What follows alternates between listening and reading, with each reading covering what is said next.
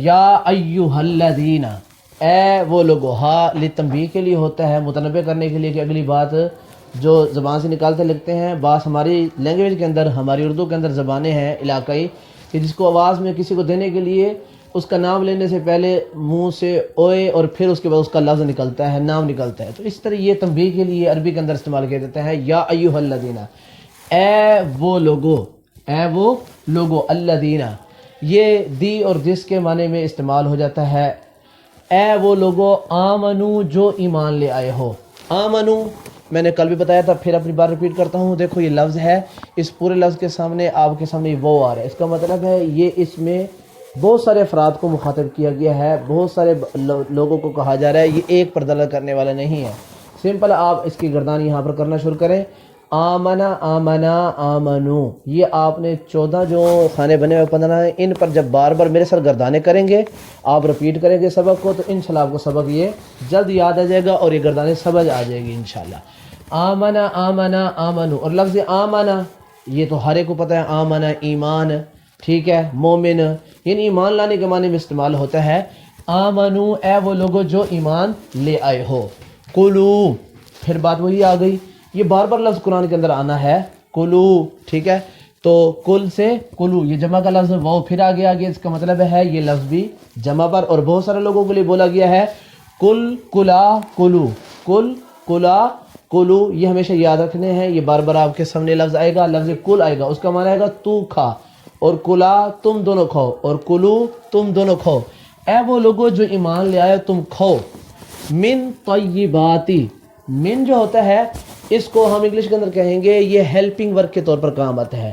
جملے کے اندر لفظ کو اپنے لفظوں کا آپس کے اندر جوڑ اور جو ربط ہوتا ہے، تعلق ہوتا ہے، جس کو ہیلپنگ ورک کہا جاتا ہے، یہ اس کے طور پر استعمال آتا ہے.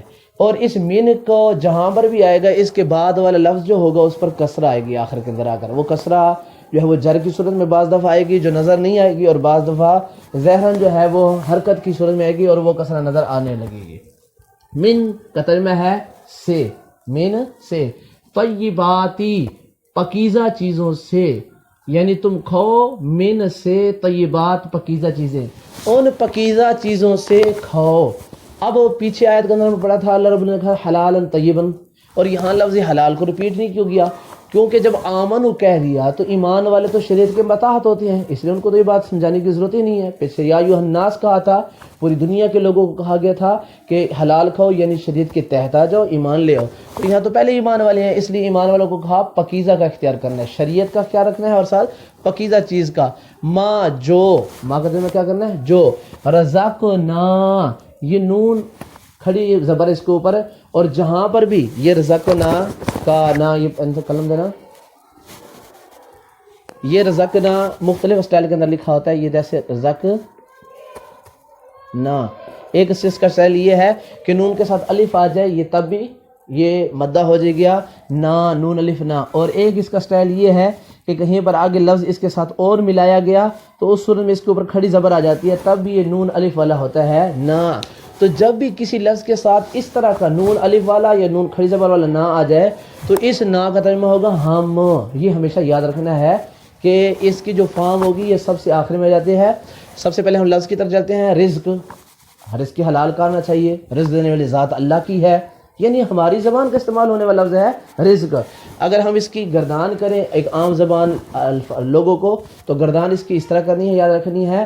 رزقا، رزقا، رزقو، رزقت، رزقتا، رزقنا، رزقتا، رزقتما، رزقتم، رزقتی، رزقتما، رزقتنا، رزقتو، رزقنا. آپ کہیں گے یہ کیا، یہ تو بڑا مشکل ہے. آپ کسی ایک لفظ کی گردان اس طریقے سے یاد کر لیں، عربی کے اندر ہر لفظ کی بھی جو یہ والی گردان بنے گی وہ اسی طرح بنے گی. یہ انگلش نہیں ہے کہ ہر ایک کی فارم علیحدہ ہوگی. اگر آپ نے ماضی کی اور صحیح کے باب کی اس طرح اس لفظ کی گردان بنائی ہے نا، فارمیں ہیں یہ، تو باقی جو فارمیں ہوں گی لفظوں کی، صحیح کی، ماضی کی، وہ فارمیں بالکل بے عین ہی بنتی ہے. وہ انگلش کے اندر ہوتا ہے کہ گو وینٹ گان، اس کی تو وینٹ اور گان آئی ہے فارمز، اور دوسرے لفظ کی جو ہے وہ فارم ہو رہی ہے، کیونکہ انگلش کے اندر کوئی قانون نہیں ہے، کوئی فرمولہ نہیں ہے. جبکہ یہاں پر ہے رزقناکم واشکرو، اور تم شکر ادا کرو. شکر لفظ، یار بندے کو شکر گزار بننا چاہیے.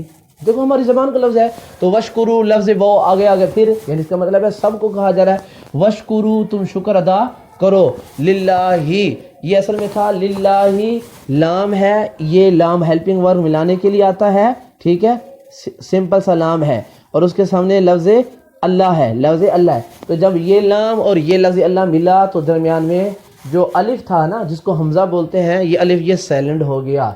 अब उसके बाद वो बन गया लिल्लाही तुम शुक्र अदा करो, लिल्लाही अल्लाह के लिए, इन ये क्या लिखा हुआ है, इन अगर, इनका तर्जुमा क्या है, इन कुन तुम अगर तुम हो, अगर तुम हो।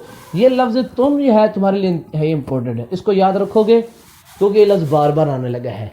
3 लफ्ज़ हैं, ता तुमा तुम, ता का तर्जुमा तू, तुमा तुम दोनों, और तुम सबके लिए इस्तेमाल होता है।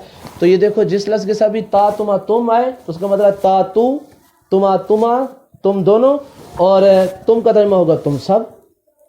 यानी ये लफ्ज़ हमारी अपनी ज़बान का है, ता तू, ठीक है, और तुमा तुम दोनों, और तुम सब। ये अच्छी तरीके से इसको याद कर लें।